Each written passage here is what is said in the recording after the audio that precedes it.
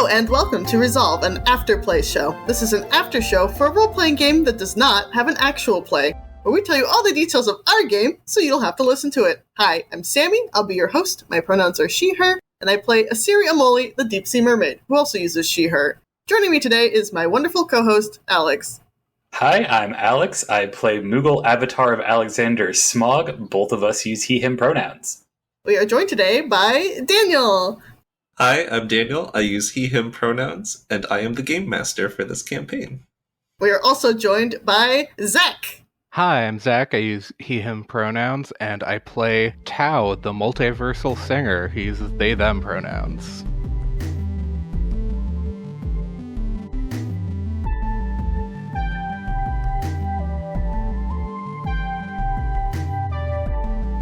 Welcome. Thank you for joining us today. Now that we're all here, Alex, why don't you tell us about the actual play?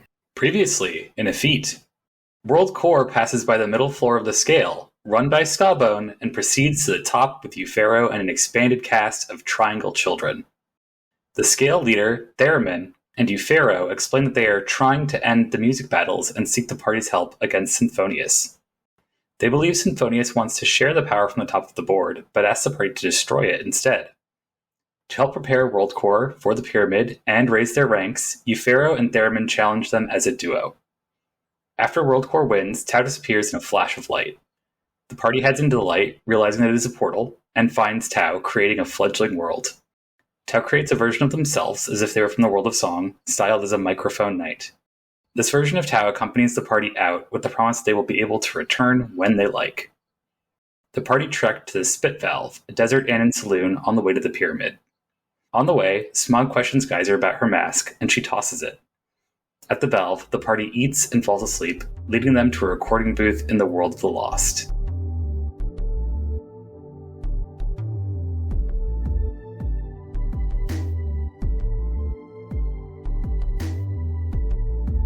So now that you've heard the actual play, let's do a deep dive into the session. Daniel, you give me an instrument, a trombone, named Skabone, and we spend a total of 3 minutes with them. They were there to be the next highest challenge, but one, you guys had creative looks that Skabone appreciated, and two, you had the bassoon put in a good word for you, so there wasn't much opposition. Also, sometimes you're a GM and there's places you want to get the party to on a schedule, and Right.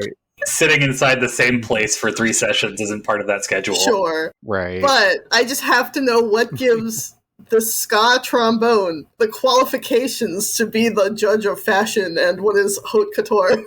Oh, it's because he knows how to pick it up. Thank you. All right, no further questions. The prosecution rests. Though as we pass Skabone and head up the elevator, we do run into our good friend Eupharaoh again, who has amassed even more triangle children. Yes. So many children. The number of triangles has doubled since last time. We found out that he just gets them from the sea. You know, as you do, you just pick up children from the ocean. Yeah. Asiri thoughts. They're also trying to deny that they were the triangle children's parent for some reason. They seem very prideful.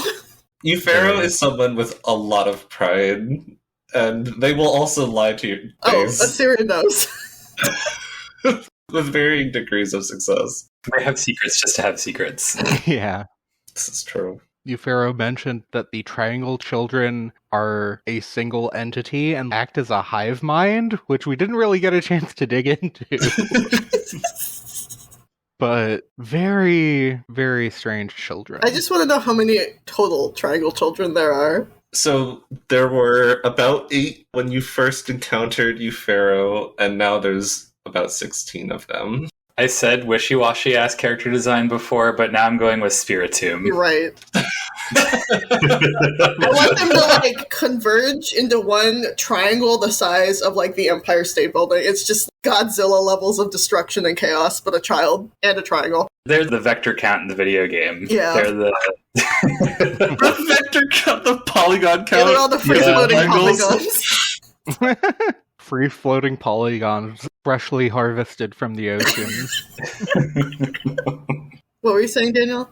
Oh, kind of out of order, but topic relevant transition to the spit valve. I decided to incorporate that name as a saloon. Great name for a saloon. Very, very funny. Also disgusting. Yeah, gross. Yeah, I wanted to also give it some kind of gross vibes too. Oh, it's gross. The locations that you've been to in this world are scenic. The one you were just at was very clean, so I wanted to do something a little grimy. Well, you have to put effort into making a video game environment look grimy because a lot of the assets that you get or create are just going to be made to look perfect. You have to put lots of detail into a texture to make it feel like something is grimy or soiled. What's nice about the tabletop setting is I can say there are so many things that just make you feel so dirty by looking at it. Mm-hmm. Don't have to actually model things out. Yeah. The theater of the mind is wonderful indeed. Everything was in that clean direction because we're in a video game world. Right. I introduced the Red Dead Redemption of it all. I do feel pretty satisfied with how this world has kept a very consistent vibe of this is a video game, but that's okay. Also getting into the everyone is instruments bit of it. Smog did a deep dive over that area, and you mentioned there was a mess on the ground or something and broken glass. So it's like, oh, there was a bar fight, so it's blood. And you were thinking that it was a spilled drink. Yeah. And then you were like, no, it's definitely like some grease that the instruments needed. It's fucking gross. They emptied the spit valve. I mean, depending on the instrument, it may not necessarily be spit. My logic was that there's some broken glass and there's also some stains, which would absolutely just ruin someone, but like smashing a bottle on their head. But apparently it got way more violent than I thought it did. So this place is a little unscrupulous. We're in the rough part of town now. There's bandits out there. There's a lot of the wilderness now. But these are also musical bandits, so I get the feeling that they're going to do music battles to steal ranking from people who are not actually prepared to get to the pyramid. So this is going to be like a bunch of theater kids come at you and fucking do as best as they can to breakdance, and you just sit there stunned and cannot react, and then they steal all your ranking. Yeah, the idea of bandits in this world is so weird, because if you're good enough to beat people at music battles, then that's how you get money legitimately. If they're strong enough to beat people, then is that illegal here? Here's the conspiracy theory, right? They're hired by the pyramid to make sure people don't get to the pyramid. Oh. Or maybe they're just actually physically attacking people instead of music battling. Punching them in the mouth repeatedly. I haven't seen much of that here. I mean, Eupharaoh did say that this isn't a violent culture, so that's good. I absolutely wanted to play around with the idea of people trying to mooch on the fact that anyone trying to get to the top of the SoundCloud has to go to the pyramid to do so. I feel like we're going to take the rest of the path there, and we're just going to see a bunch of people knocked out and find Symphonius at the end. Like a cartoonish pile of people that have like little swirly marks on them. Hell yeah. Got little rubber duckies over their heads. Oh, you know when Geyser threw that rock and hit Symphonius, that he had the little rubber duckies going around on his head. What a funny concussion. Potentially altering brain damage. Hooray! Huzzah. It's okay. Symphonius can take it. I don't know if he can. No. Listen to how he's been talking this entire time. It's more of the emotional aspect that gets to him. Siri's got mad beef with Symphonius. She does not like him. She's put up with a lot. She tries to be friendly. I think Symphonius is pushing that envelope a little bit. That's wild, because Tao is just like, oh, he's just confused. He's fine. He's not doing any real harm. Well, we did have this whole conversation with Eupharaoh and Theremin about the party needing to get to the pyramid and handle things so that Symphonius does not, because they are not pleased with Symphonius's proposal for changing the world. When we get to the top of the pyramid, are we going to get like the Triforce and then our wish is granted? Is that why we can't let Symphonius get to the Sacred Realm? We can't let Symphonius go to Valhalla. It could also be more like, not that you need to be at that particular place to gain control over it, but your mastery shows at that point. Like, yes, you have the mastery to take down this person, so now you can hold things, but you never really needed to do the competition to get there. Yeah. Right. The pyramid itself is less of an object of power and more of that statement of power. It's a castle and not heaven. It's It's a place where you can enshrine yourself in fame because you've made it to the top. So what Eupharaoh did was, instead of these music battles maybe popping up sporadically, it created a sort of focus, place of desire that people wanted to reach for themselves, amplifying that sense of competition and market for these music battles. Interesting. I thought of different ways we could resolve that other than just blowing up the SoundCloud. And something that I like right now, that I don't know if the rest of the party will like, is we move the SoundCloud into the pyramid. We take the SoundCloud and put it somewhere else. Yeah. It then becomes not the focus of the entire world, but the focus of the pyramid. You have a place, you don't have the entire world. Yeah. So it becomes like the pyramid is the stadium for these competitions. You don't really have to worry about it outside. We might, collapse their economy, but they can figure that out. Yeah. Apparently it wasn't working like this until very recently. Yeah, it seems like there's money outside of music battles, just so you can also use that ranking to pay for things if you want to. Money in this world is a very weird thing, because these are embodiments of instruments and music. I don't know. Asiri did a deep dive when they were talking about the SoundCloud and everything, and she's very conflicted about if she should be helping here, because if this thing is derived of the will of the people, I don't know if she's super confident that she wants to destroy it, because it exists for a reason. People clearly feel some sort of way about it, but she's also on the fence because it's clearly not natural either. We've also been told that this wasn't necessarily the will of the people, this was the will of Eupharaoh that put it into place, so... If you manipulate people, you can still get that. It was not originally, but it was manufactured to be so. Right. Eupharaoh fascinates me. They are an interesting character. Asiri thinks they're a mommy, which is great. Asiri also knows that they think of themselves as a parent to the children. The Triangle Children, and they have some sort of close relationship to Symphonius. They just didn't specify what. My feeling from the conversation when Asiri was talking about Symphonius was that Eupharaoh created the conditions which necessitated Symphonius to be born out of the Sea of Sound, because that's apparently how all of the instruments come to be. And in that way, Eupharaoh is responsible for Symphonius' existence in the way that a parent might be for a child. But it's not exactly like that. It's not quite so much like the Triangle Children. Sure, but I also got the impression that maybe they were a mentor or a tutor to them at some point. I feel like there's something closer than just, oh, you happen to be a byproduct of this creation. I feel like there's some more social interaction, because they were very defensive about it. Very tsundere about it. Sarah is extraordinarily tsundere. It's okay. Asiri likes them. It is interesting that in the world of the Lost, we get to a recording booth. Does that mean the instruments were recording themselves at some point? Does that mean that people have been lost from this world, so there is just the concept of music without people to command it? Oh, I don't want to say anything. It's interesting implications. I've been forming the idea that the recording booth is the more creative space, and so the people here have lost the idea of like music for creativity, and it's just music for competition. Mm-hmm. Could be that, but a recording booth is also a way to take your sound and put it into a format that you can distribute it readily. So It could be wanting to get your voice out there. There's like a connection that's been lost between the expression, I feel. Daniel's making...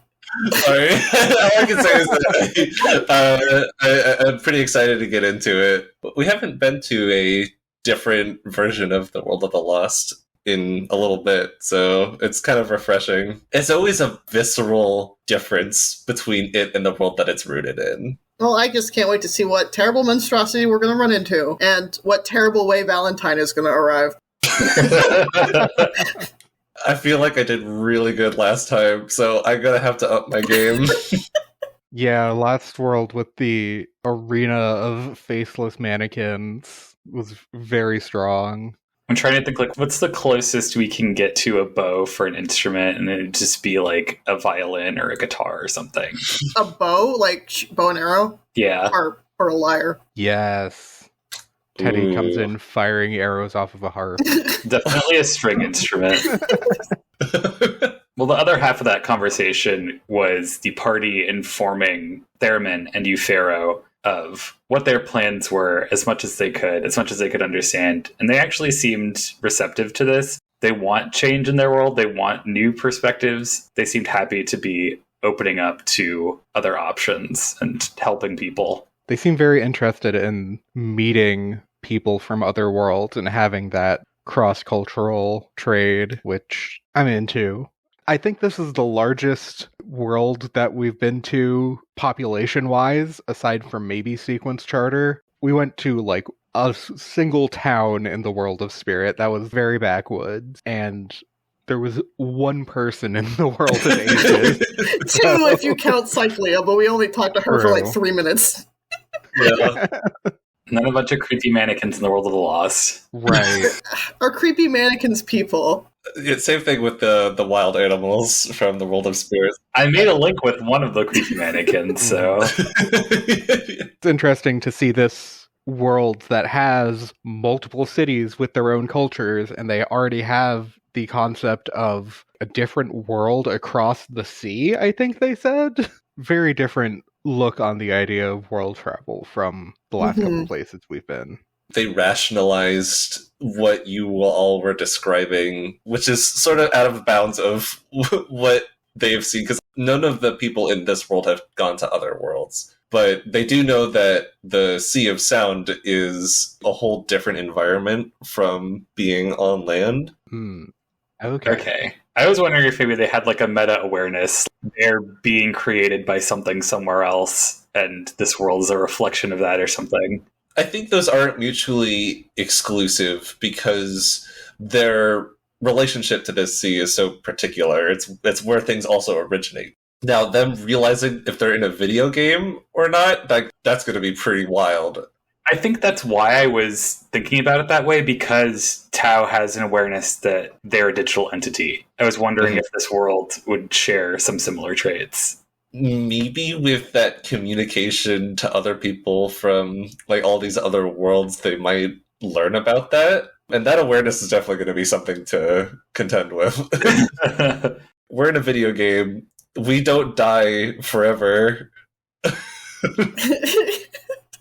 I do have to question Eupharaoh's motives a bit here, because if they took all this effort to get the pyramid started, to upsettle the community, to like get this competition thing started, why do they now want to go back on that? Mm-hmm. Maybe they're having some regrets about that, of how much it changed how the world works, and maybe wanting to get back to a simpler time. It does seem like that reasoning is genuine now, but it feels like they got to that point because they fell from the top. Right, that too. What Alex said was precisely what I had in mind for events preceding you all entering this world. Eupharaoh was absolutely deposed, I guess, from the top, and Hashtag canceled. Eupharaoh got Twitter canceled. Got cloud canceled. Pharaoh was number one artist in the world before they got canceled on Twitter. Maybe they're trying to turn a new leaf in the best way they know how, but it's a very complicated situation. It's also very funny to me that they're so hesitant to reach out to us to help, because at one point they're talking to Theremin, the leader of the Scale, and they're like, I don't know, if they were here to destroy the world, they would have done so already. Do you think we should trust them? And we're 10 feet away from them, so we can hear them. Eupharaoh, had a plan, getting together with other leaders of little zones in this world and amassing the Triangle Children to help them get to the top again. But this new band coming in with you all is a separate factor. So Eupharaoh was trying to form a super group with shreds, an electric guitar, a euphonium, and a theremin. God. Which is a wild band. I feel like I could see Regina Spektor doing something with that. I could see me doing something with that. I want to know what kind of music people could make with those instruments. Good music. That sounds like it would be really good. I've listened to Euro folk. I know what's going on. This is definitely some experimental European This group is that would be definitely forming. on Eurovision right now. Yeah, absolutely. I'm saying this. Someone's probably already done it. I gotta just find it. You'll probably find some place where music is just tagged by the instruments included. Roll down to those tags. God, if there's a place, I'd love that. I could see what some of these music battles that you guys have done would have sounded like. I do appreciate that you've let me sort of opt out of making any noise and conduct, because it's a good way to explain what the Hellsong is doing without having to mix up the music too much. I thought it would be difficult to come up with a lot of details for music, but if it's something creative, that could be rewarded. It also led to some fun moments in this battle, because Swag got to be conducting for the group and then turn around when the enemy was going and purposely try to mess them up with his conduction. I'm not on rhythm anymore, neither are you. I do enjoy how you all just really mess with the people that you're battling against. We should say the opening move of this one was Pony unclenching her jaw and shooting out a fireball. Yeah, Pony just attacked Theremin was like, what the hell? What is that? Carolyn was a little self-conscious about it at first because we were all very surprised, but then I was like, they have been hurting themselves to make their music better, so damaging them, even not with the intent to put them down, could be useful in this musical battle. Right, they get less rerolls. All of the moves, I want to try to have it open so that they can have a use. Striking with intent, for example, reduces, like you said, the amount of times they could try to re-roll those dice without ending themselves. Theremin and Eupharaoh had some real stink rolls. They were not at their best. Well, clearly they were overwhelmed by the sheer amount of illusions Asiri made of the entire party surrounding them and speaking in unison. That was definitely jarring. But Theremin at least is used to illusions, because that was supposed to be their whole shtick, their whole abilities. Yeah, there was one of our strikes that whiffed because it went towards their illusion. I like that with the whole spooky vibe of theremins and the fact that they're one instrument you don't actually touch. So he's like, oh, can't touch me. I wanted to give that extra natural feel and at least show a little bit why Theremin is at the top of the scale here. They're definitely on the whole different class from a lot of the other instruments that you've seen. And part of our strategy for beating them was also that Assyrian Smog managed to roll the same number on the contest. So we're like, what happens if we both take the attention? And Dan was like, well, I guess I split them up and they each attack one of you. Well, I guess that means they can't coordinate their abilities together to make one strong attack. Yes. And we took Right. Divide and conquer. The spotlight was something that I thought about as a kind of interesting way of controlling how the fight goes. So someone who's actually performing the music can help manage some things in that way. I thought that was really clever to divide and conquer. Outside of Symphonius and their crazy abilities, it's the first time that you went up against multiple people at once. Correct. Yeah. Yeah. Because we explicitly avoided it with Shred. Yeah, we got there before Snare could go Yes. Forwarding Snare at every turn. I'm sorry. And also killing Snare. Yeah, like, why did you guys have to, like, drop that in front of Eupharaoh? The series just like, guilt complex. I can't remember who brought it up. They were wondering if we were here to destroy their society or something. And I think Tao was like, we haven't hurt people, and then stopped themselves and were like, wait. You definitely hurt people. And then the series was just like, ah! I like to imagine that Tao's wait is like, wait. Wait. Yeah, the Wait. walk by and wait. Speaking of Tao, Oh, goodness. Oh yeah, speaking of Tao. this is a big session for Tao. Very big session for Tao. We've been planning this out for a while now. Oh my god, it was back in February at least. No, the first of these messages about my next playbook was January 2nd. Oh my god. Which was Oh, wow. 4.5 months ago at the time of recording this. Well, that's like right after the Smog playbook change, right? Right. Oh my So gravy. it makes sense people were starting getting their gears going. Man. So what led to you to come to this conclusion to becoming the Connected? Tao's main motivation has been creating this new world and trying to make a new world that is a paradise. The one idea that I had for a while was there's a move that you can take, an advanced move called Home Base, that lets you like set up a home base on another world that is a place that you can always go retreat to. And my idea was, okay, I'll take that as the last move I take for the playbook, and then use that as the new world that Tao is creating in order to go into their next form when they advance so much. Because as the memory, as you keep getting more and more linked, you really just become like a god in terms of the game. I had +4 to all my stats. This is a 2d6 system where you only fail on a 6 or less. So I could literally only fail if I rolled snake eyes on most things. So Tao accumulating all this power and then it bursting out of them to form this new world was the first idea that I had for going into a new playbook. And then I was thinking of different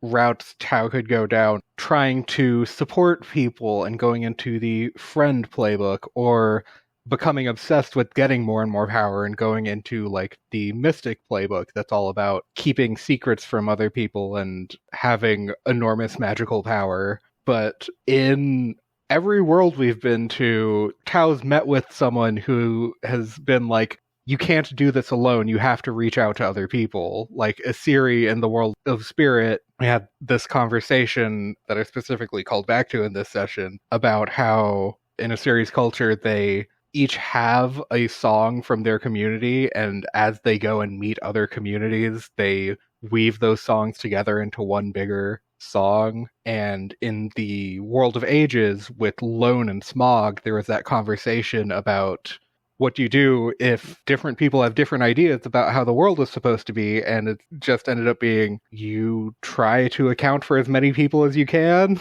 and do your best. And then with Athenos, in the space between worlds that Athenos stayed back in to help create, Athenos also reached out to Cyclia and to Hercules to help him form that world. And the Sleep Beast, but the Sleep Beast was having none of it. Right. Sleep Beast was there for like 10 minutes. It's like, all right, I helped. Goodbye. Call me back when you have a moon. Me? At every point here, Tao has been seeing, don't try to establish this entire world for yourself, reach out. And so I thought a fun way of reaching out would be Tao as a program could have a different localized version for each world. Use that as a way to gather information on these worlds to take the best parts of each of them and bring them to their new world. That's where the idea came from to go into the connected playbook. I love that. That couldn't be more fitting. We love to see it. What a love. I like that Asiri had to sing a song to help stabilize things in that regard too. Like when you're talking about sharing songs and being connected to people. I was considering singing Crazy Chocobo, the one where it's like screaming. Great. There was also like special things happening with Smog that Right. hard to account for with also singing.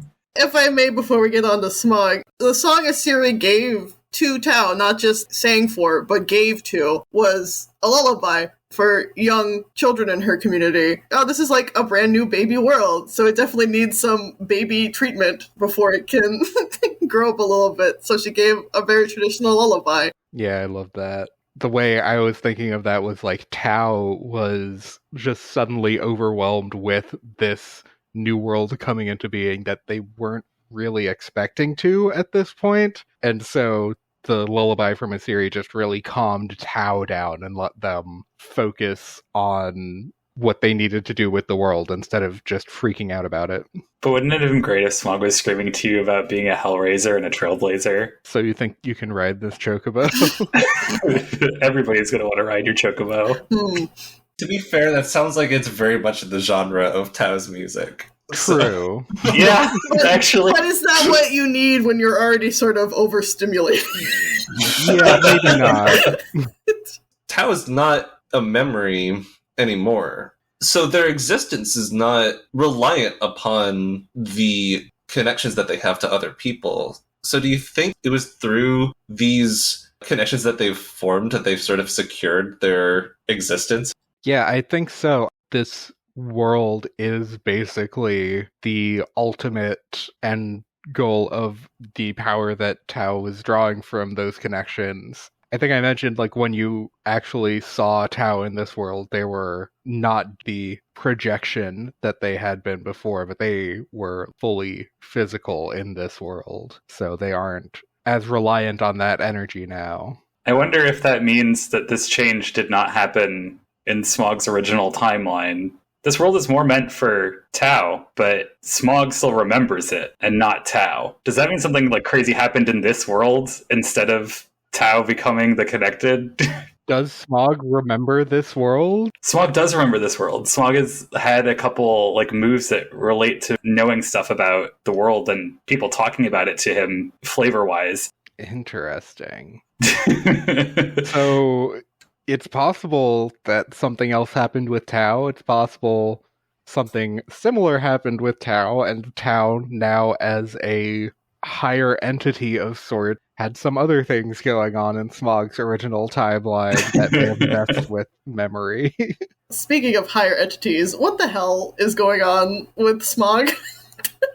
Oh yeah, with your tattoo becoming a robot and running away. This got surreal really quick. I've been thinking about this for a while, and I've been meaning to talk to Dan about it, but I also figured you would be happy to have a surprise. Yeah, but I was thinking Smog came into the world of the Lost completely physically, like was able to retain all his personal belongings the first time that he came in, and we haven't gone back since. So I was thinking, like, what does it mean for this version of Smog to enter the world of the Lost like normal? Because it is a conceptual space. There's a little bit of mind fuckery going on. And Smog is literally of two minds. So I was like, if we're going into a more conceptual space, and I like asked Zach and Dan, like, is this like the world of the Lost? Is this like a conceptual space? And I got kind of yes. So it's like, all right, I guess it's happening here instead of the world of the Lost. Smog was there and had his original voice, and there was also like an even more robotic sounding Alexander that I've called Alexander Omega that looks like the little OMG Omega minion from Final Fantasy XIV. Basically like a Roomba with 4 little spidery legs. Yeah. Yeah, like what would happen to Smog going out of the world of the Lost and back into it as this place of the unconscious mind? Because Alexander was able to breach through these separations in the universes, and they did so through the world of the Lost. So, like, Smog's situation is definitely, in regards to the conscious versus unconscious mind, very much in a kind of limbo. I mean, Smog is just literally in limbo because they're supposed to be dead. Yeah. Yeah. Juice also could have been dead, but they don't need Alexander's sticking around to keep things in stasis.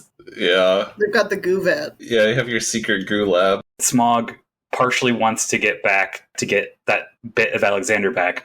So Alexander will have always had whatever information that they've gathered together. But also that means that he's finally not in stasis anymore. He can be himself. His healing is done, and he can try to work things out back in his home world. I see. Yeah.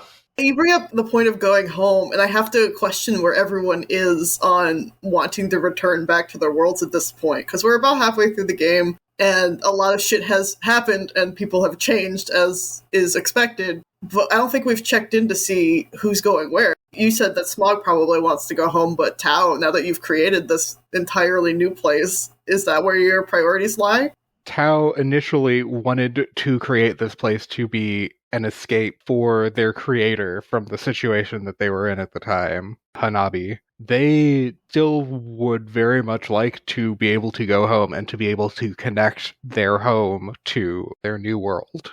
Tao basically wants to make a paradise, but a paradise for other people Right. to populate it. Like, it's not just themselves. They're not necessarily trying to make a paradise where they can just go and be by themselves and do whatever they want. They're trying to make a place that other people can come to enjoy and de-stress and things like that. They, at this point, would be trying to connect their world to as many worlds as possible. Tao's journey is a very poignant look at the concepts of utopia. And Right. it's through like the lens of self-expression. Yeah, it's been very fun to develop Tao's outlook and motivations with that lens. Well, at some point we would have to get to the title of the episode, which was not ever actually said, but I thought it was a fun way to allude to getting a new version of Tao's character. Yeah, I'm just putting that together now. I like that. My first thought was like, where did we say that in the episode?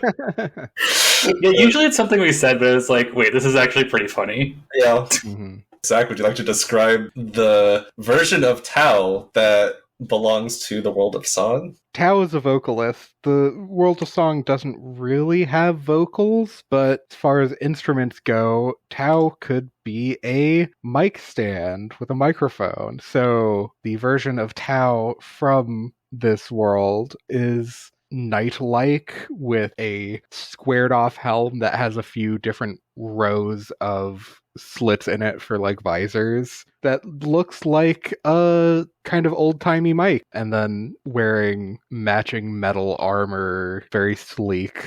They still have like the dragony bits poking out from the armor, but they're very microphone aesthetic here. It's a very enjoyable mental image. I want to see that in rendered video game metallic effects.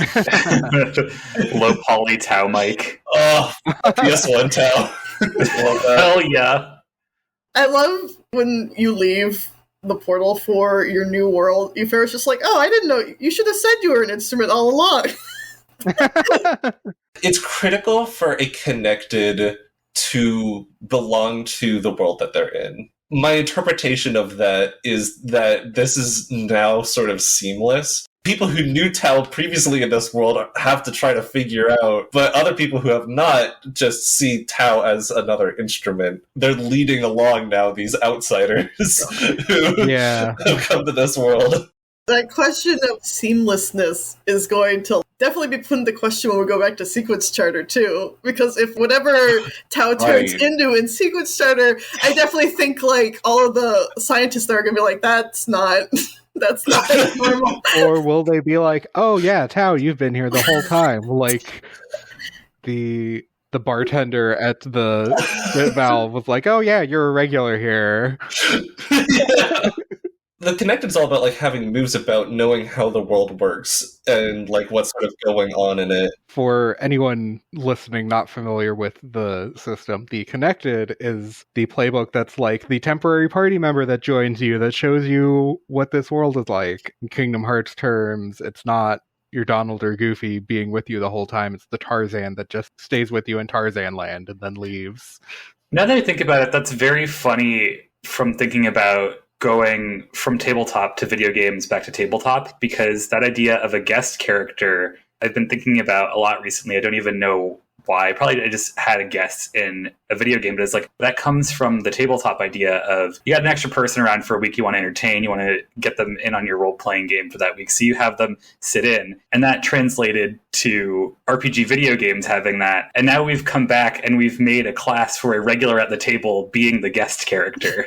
Yeah, it's very interesting. I do love how it gives you the option to flavor your character to the different worlds that you go to. I can imagine with a little bit more of a by-the-book interstitial campaign where you go to a lot of different worlds in rapid succession, you can come up with some pretty outlandish ideas. By the book, as the Connected, you can play as a new character every single session. Yeah. Which would be wild. That's too much. What form do you think Tau will take in Sequence Charter? Tau in Sequence Charter might take some inspiration more from Powder and the Captain, maybe be more on the military side. Okay, but very much human. Yeah, that's going to be really interesting. Sequence Charter does also have a computer system and an internet, so Tau might be a program there. Tau is just laying in wait as an AI in Sequence Charter as well. Oh, now we can use the governance. Oh, Wait, yeah. we just boot up one of the bots and it loads Tau. I have been waiting.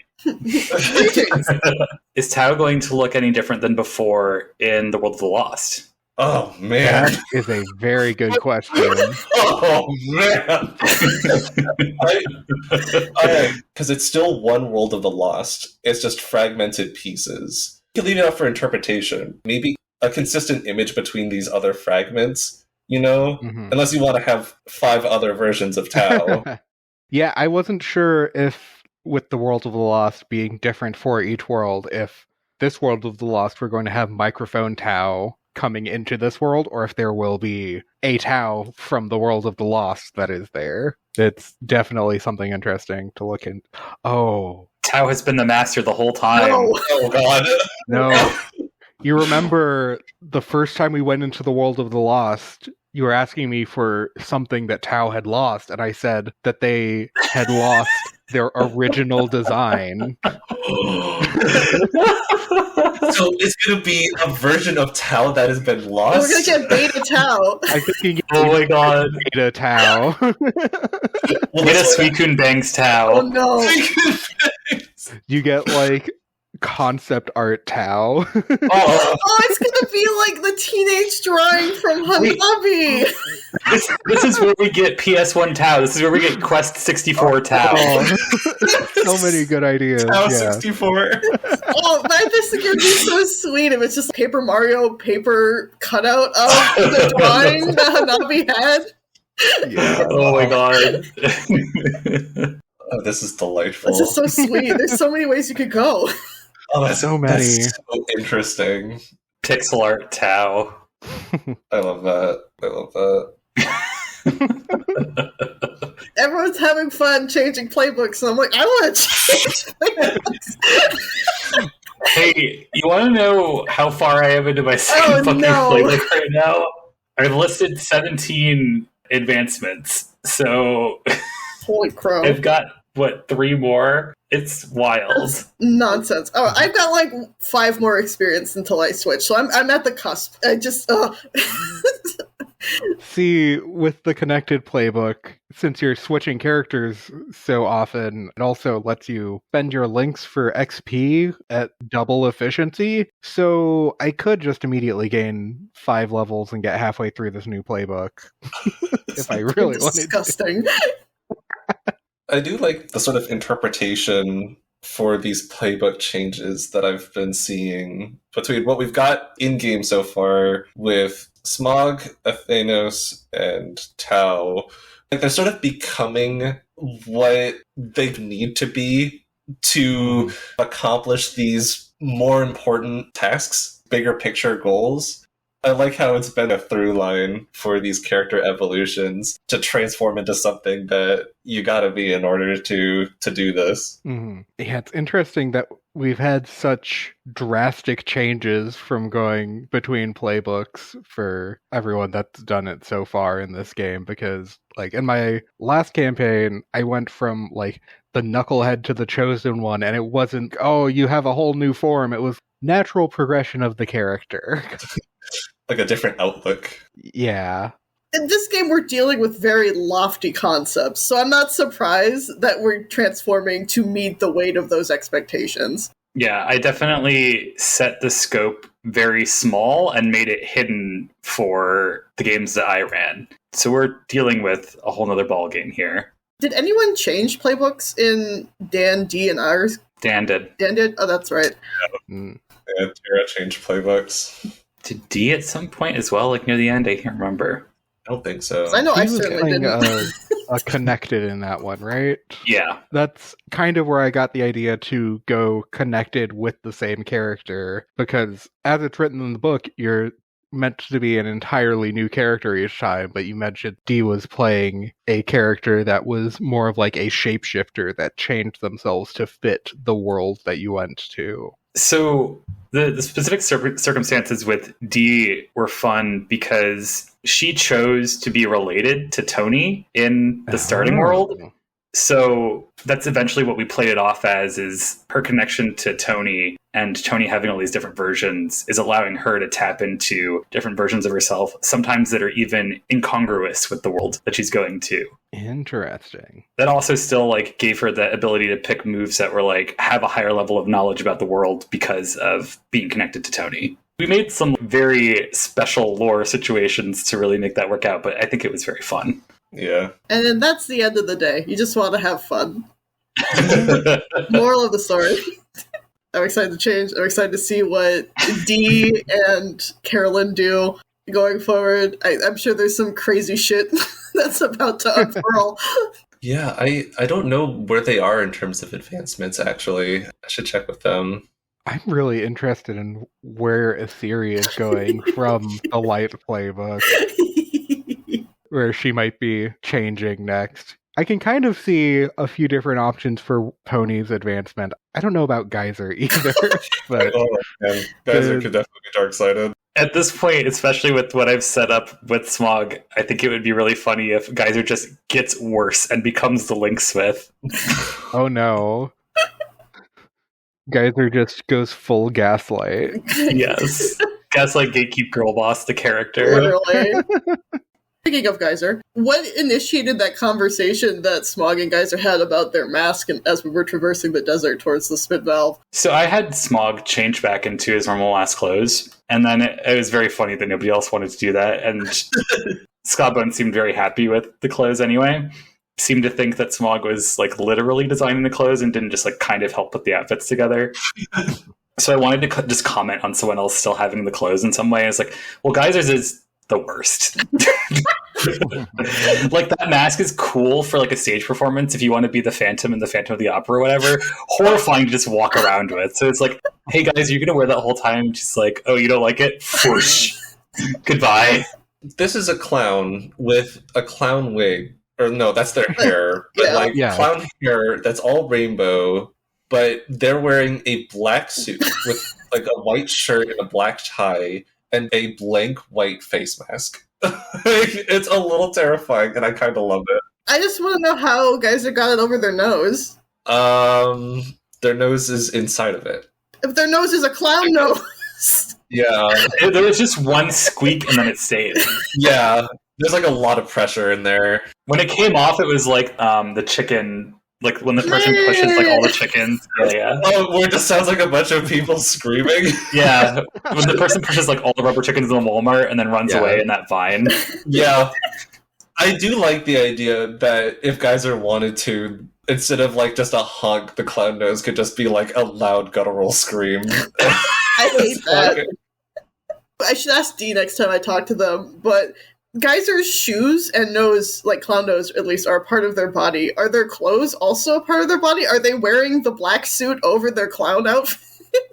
Oh man, Geyser's form is so mutable because Geyser has been the one to transform the most using magic in this case, but different disguises and things. Well, I feel like Dee is very aware that there are disguise and hiding spells, and she's like, well, I have a trademark and it's being rainbow, so I'm never actually hidden.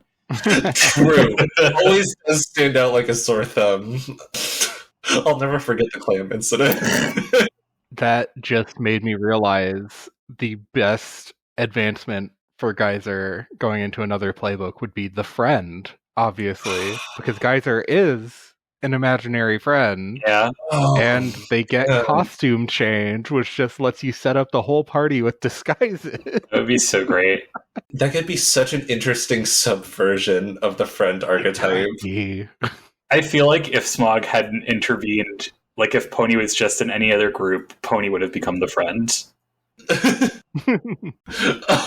But you're saying this is through the previous Smog's sort of dark influences. I think like the rest of the party as well. Yeah. I think that they've had some influence, but I feel like in a different group, in most groups, Pony would have become the friend. Would y'all have done anything differently?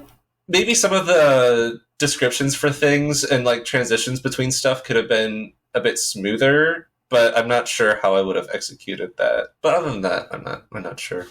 I did like waffle with having the Alexander Omega thing show up, but I also tried not to speak up too much during that scene unless somebody was asking me a question because I didn't want to completely take away from Tau transforming. Right. But I'm fine that that happened.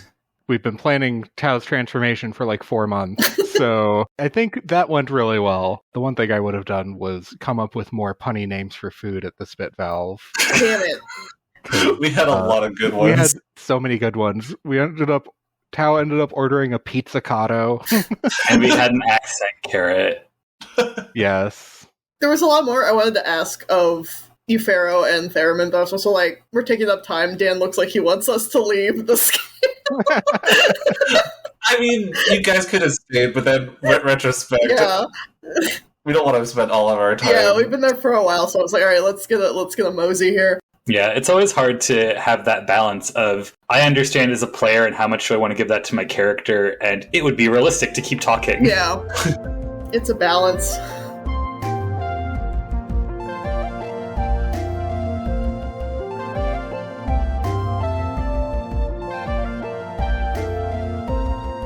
Alright, so let's get into the resolution phase, the segment of the show where we each get to say something about the game with no responses. What is your final say on this session, Zach? Tau's new world may have more in common with the World of the Lost than y'all have figured out by now. You'll just have to see. Instead of plugging my now non-existent social media, I will plug Rings and Running Shoes on itch.io. Sonic powered by the Apocalypse game. Go check it out. I haven't actually played it yet, but it looks fun. What about you, Daniel? I think that this World of the Lost song is going to throw you guys for a loop. You can find me at the harbor eating oily fish. Is that because we looked up all those coelacanth facts the other day? That wasn't a digital hell. And for you, Alex? Maybe you should try thinking of your own Roomba spider to have in your mind. You can find me on Twitter at Shining Crobat. This week I recommend Gloomhaven and its expansion Forgotten Circles. Zach and I are almost done with it. I think we have one session left. It is a tabletop, basically fantasy war game, but it also has little quote-unquote role-playing segments where you make some choices based on if you think any of the characters in your party will accomplish a task or not. I really like the core mechanic of picking 2 cards that have an initiative written on them. You go in initiative from lowest to highest, and you choose 1 top card action, 1 bottom card action to do between the cards. It's so simple, but it's really fun to pick up a new character and toy around with it, see what works, level up the character, and figure out how you can change their formula. And there are a billion different versions of this game. I just mentioned the base game and the expansion. There's the digital version if you don't want to put $1 billion into it. There is a sort of light version called Jaws of the Lion. and they just put out Frosthaven, which has an even bigger box and town structures that you can invest into, as far as I understand. But I've only played the physical version and Forgotten Circles. And for myself, I think Tau has a lot to learn about building a world, and I can't wait to see how it's done. You can find me by following the smoke trail of that shooting star that just crash-landed into the forest. This has been Resolve, an afterplay show. You can find us online at most social media sites at ResolveAP. Except Instagram, which is at ResolveAfterplay. Thank you so much, everyone, for joining us today. You can buy the game we're playing, Interstitial, Our Hearts Intertwined, from its creator, Riley Hopkins, at linksmithgames.com. All links will be included in the episode description. Thank you again. We end our turn here, so now it's your turn. Tell us what's happening in your game.